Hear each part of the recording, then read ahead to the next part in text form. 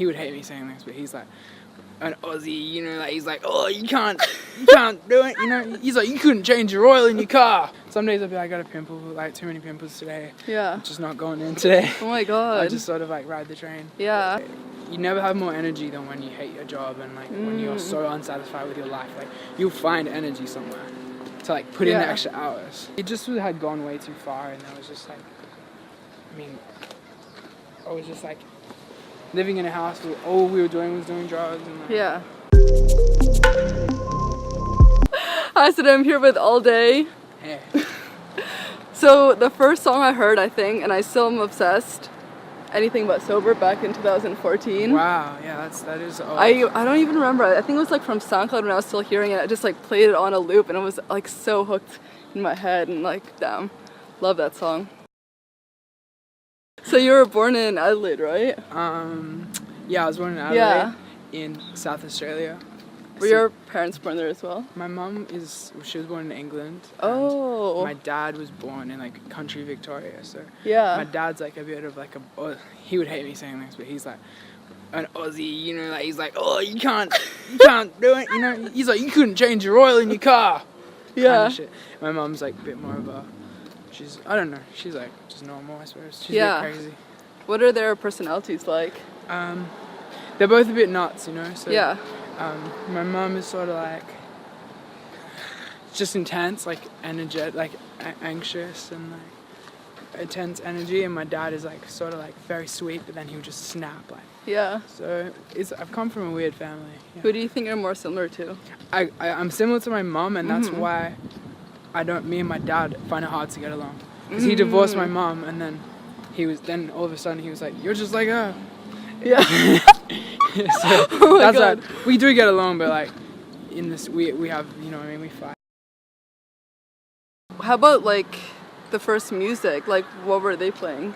My mom played like folk music, and like she has really good music taste, really. And when I was a kid I hated it, but like I mean this is my favorite thing about going home to Adelaide. Like I'll go home and there'll be she'll always be like, you know, cooking with all the lights down and like music just blaring, you know. So before I even get in the front door, I can just hear the music going. And, like, she's just drinking wines and cooking dinner. So it's like that's like my favorite memory of home. Yeah. And she like put you to do piano until you were 8, right? Yeah, I did piano and guitar, and I did clarinet too. Because the girl I liked was in the ensemble. Oh.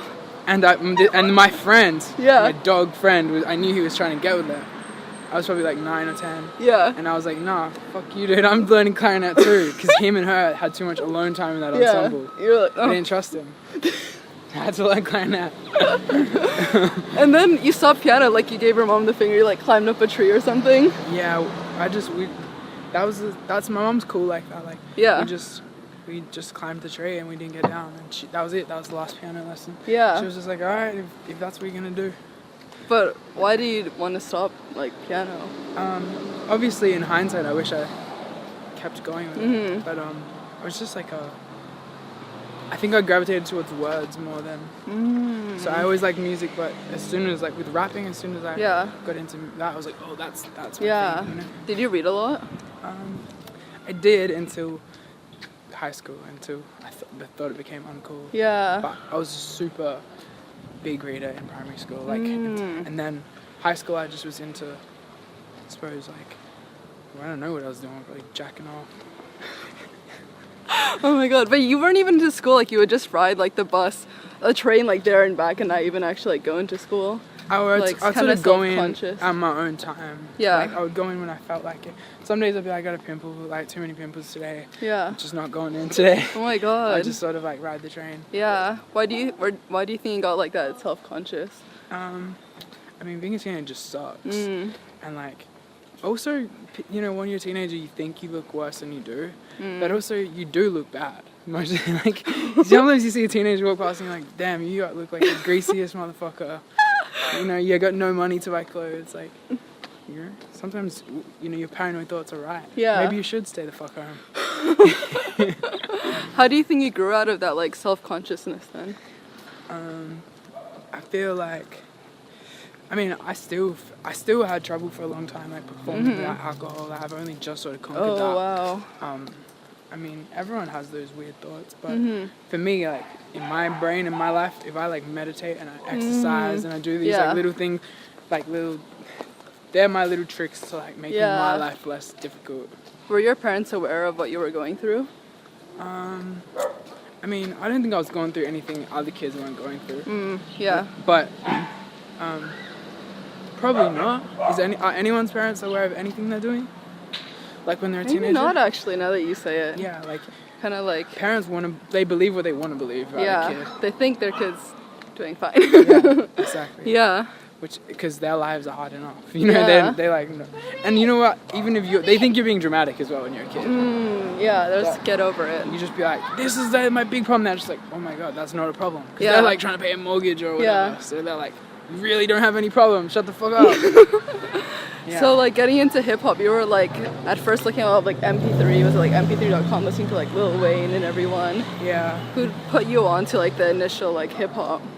I remember my cousin used to babysit me, and she was like maybe 16, and we'd drive around with her and her friends, and I always thought all her friends really hard, and I was like, these, you know, like this guy, like, and so I was probably like 10, and they would play like Eminem and, you know, whatever rap music. Like, so that was the thing, and then I was getting into skating, and there was rap through that. It was just everywhere, you know. So as soon as I heard it, I was like, like maybe. Yeah. A stupid thought came in my head.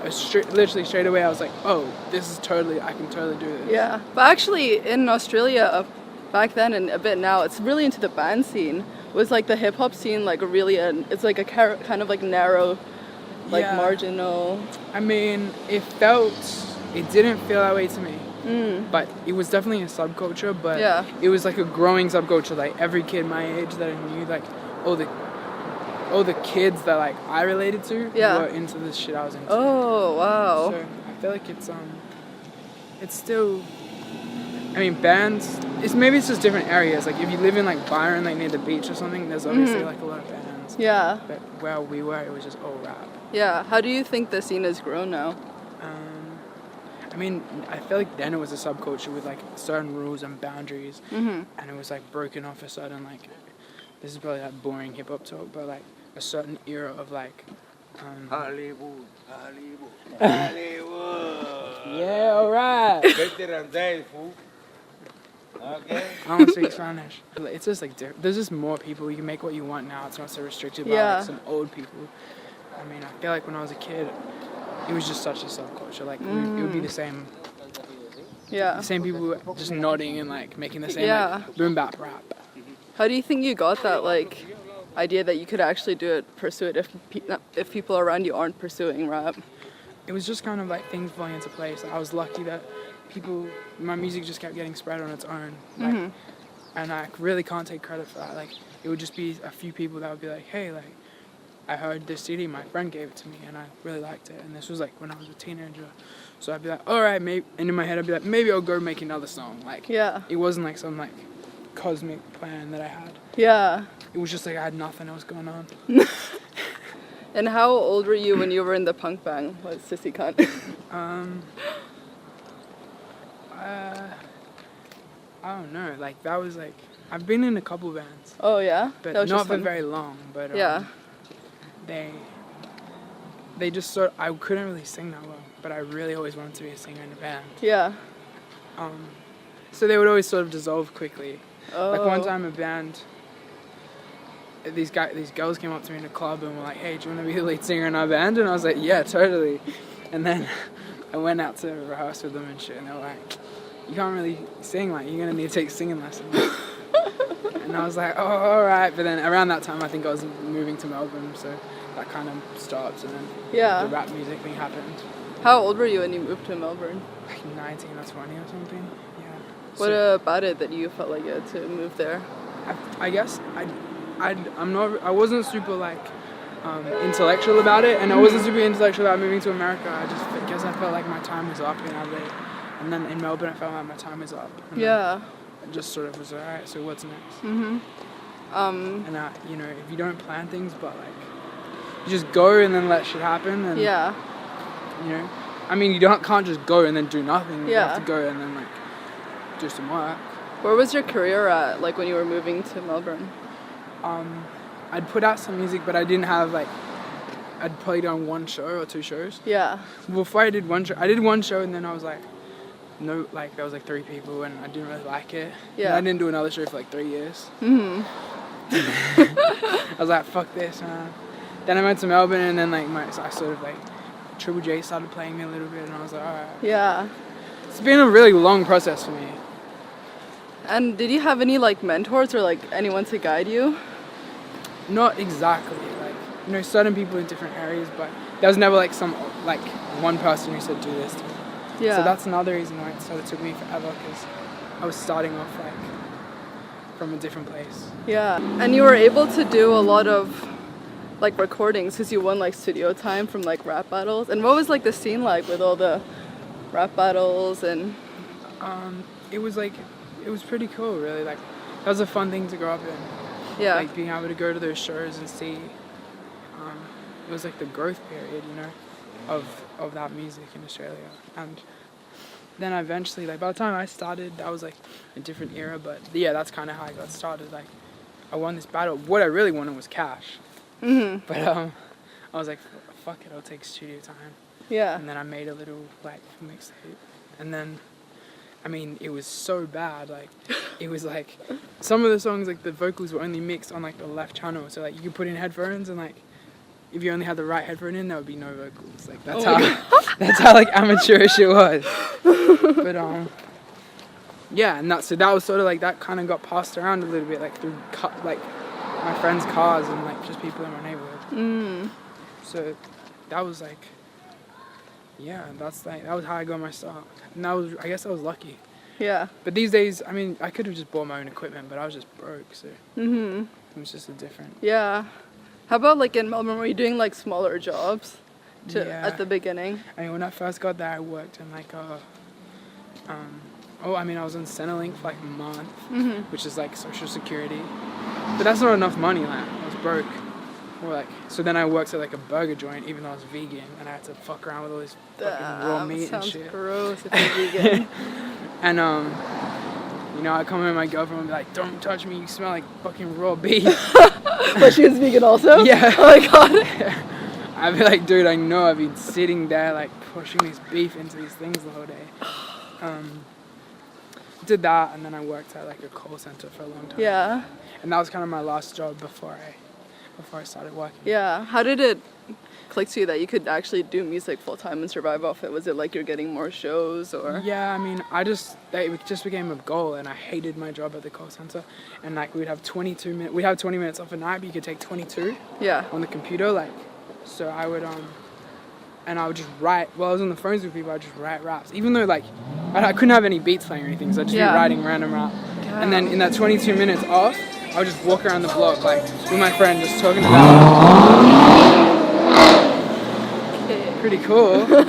I'll just talk about like, you know, we're gonna make it and blah blah blah. This is what we're gonna do. We're gonna like, you know, talking about plans and just hating our job, you know. Yeah. And like I suppose going through that shit. That's the inspiring part. Like, you never have more energy than when you hate your job and like when you're so unsatisfied with your life. Like you'll find energy somewhere to like put in the extra hours. And so Triple J happened, and like what were the other like turning points that you had at the beginning of your career? I mean, so many little things. Like that, they played that one song so good in 2012, and then I got that into like I didn't get it. Like the people who voted got it into the Hottest 100, but it was like 91, and I pushed so hard, just asking everyone I knew just to get it in there, because I was like, nobody thinks I'm like a legitimate artist. Like if I get something in that Hottest 100, like that would make people take me more seriously. So that was like a thing for me. Like I swear I cried when that happened. Like, Wow. It's just like I was like, holy shit, like that was the biggest deal. Still, I'm thinking about it. It's like tripping me out. Oh. But yeah, like those sort of little things that probably don't seem like much from the outside. Yeah. But, yeah, they were like, I was putting in a lot of work. Yeah. I'm still doing the same thing towards like, little things now. Yeah. And at what age were you doing like stand up? Like maybe 19. I did it probably for a year. Oh. Like I wasn't very good at stand up, but I really It was like a group of you, right? Yeah, that was like, well, I started it by myself, but I did do like a group show at a festival called Comedy Zone, and it was, yeah, I don't know what to say about that. I just wasn't that good at it. Yeah, why did you even want to do it then? Because I didn't know I wasn't good at it. I thought I was good, and then I don't know. I mean, Yeah.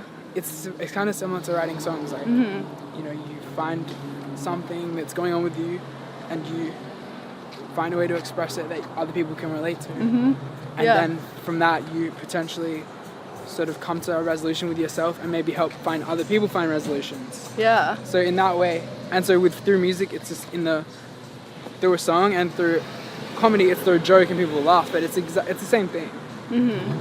And how did it click to you so early on? Like, I feel like back then with YouTube, people weren't really doing that many like recaps, and you had her like Chubby Chronicles. Were you like inspired by something, or how did you even like think of doing these kind of like vlogs being filmed? I mean, I feel like we just stole that off like Wiz Khalifa and shit. I don't know. Yeah. I don't know why. That was through a very druggy time in my life. I can't really account for anything I was doing. Yeah. Any decisions, they just started happening, and then no one even watches them. Like, they're not very popular, but if I stop doing them, everyone complains.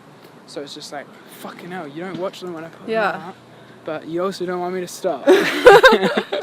Did you always realize that you wanted you to be like more of a personality outside of your music? Did it like click to you at the beginning? No, and I still don't want to be a personality. I don't like that at all, but... Or like showing your own personality. I don't want to have a personality. I don't have, like, I mean, I can't, I'm not like, that's not my goal, but I do lack like a major label push to a degree. Like, well, shout out to Warner in Australia. They've just been pushing In Motion for commercial radio, but it was always myself doing jokes and shit. Yeah. Helped people like see me on Facebook or whatever. And so like that's what I had to do. It's not like I went, oh, I really want to be famous. I just went, and I still have to do that shit. But how did you even think that like you needed to kind of do that to get to where you want to be? I just like, I guess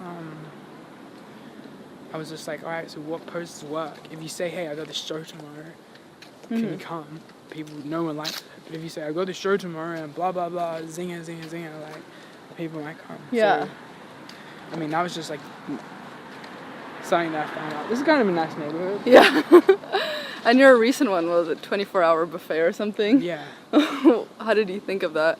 I honestly don't know that either, but I enjoy doing that because, I mean, I was filming one once. My brother was like, stop trying to be good at this, dude. Like, it's funny because you're not good at this. And then once I realized, you're not actually good at this. Like, I didn't realize it. You know what I mean? So it was kind of organic. He was like, just like realize that you're shit at it, and like that's the funny part. Yeah. And when I realized that, I was like, I mean, because for a long time I've wanted to like, I mean, I've been vegan since I was like fucking young. So like, I've always wanted to sort of like encourage it in a way that was just like subtle. Yeah. Rather than just be like, dude, go vegan. Like, yeah. Because I know people don't respond to that. So, I mean, hopefully I can keep making those cooking things, and it's just like a subtle way to be like, hey, this is what I'm doing. It's pretty cool. It's easy. It's like very... Yeah. It's like not a big deal. Just like, hey, look, here's me cooking it. Wait, are your parents vegan or? Nah, fucking... My mom, I think she might be vegetarian now. Yeah. She's a bit of a seesaw. Yeah. How did I get into it? Just like Andre 3000 is vegan. Yeah. From Outcast. Half of Wu-Tang. It was just like it's a rapper thing to do. Yeah, I forgot to ask you, what do your parents do? They're both like social workers. So my mom like does like, they both work for like the government sort of in South Australia, like in like policy for like, it's very boring, like drugs and drug policy and stuff like that. Health policy. Yeah. So you never got into it? Go into what? Like any type of social work or like, you know, like stuff they're doing? I think it's a noble thing to be into. Yeah. Like when I was a kid, they used to do like needle vans and shit, like heroin, shooting up vans that you drive around. They could like needle exchanges and stuff. Yeah. You know, so you like get a clean needle, like stuff like that. I think that's pretty cool. I mean, I I can see myself doing maybe something, but like I'm lucky enough that I get Yeah. to like do music, which is not, you know, that's like an opportunity they didn't have growing up in like Right. a different era of Australia. What do they think of you doing music? They're pretty chill. Yeah. They'll only ever complain if I like mention them in a bad light, which is pretty rare. Yeah. How lucky gave me, oh my god. What kind of themes do you like to talk most about in your music? I guess like I don't deliberately set out to talk about like love all the time, but I guess like a lot of artists like do fall into that fucking runny note. Well, yeah, I mean love. I don't always like talking about like social issues and stuff. I don't know. It's just like sometimes it's like music is like, for me it's like it should be like an escape. I mean, obviously it's cool that for artists that feel inspired to write about that, but for me I'm like, it's a bit intense, like the vibe. I feel like my natural instinct is to write about like love situations and like those type of, I don't know. Yeah. That's like where my brain goes. Yeah. What would you say have been your biggest struggle so far? In life? Yeah.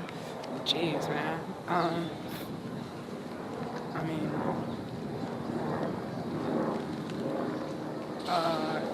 it's one big struggle.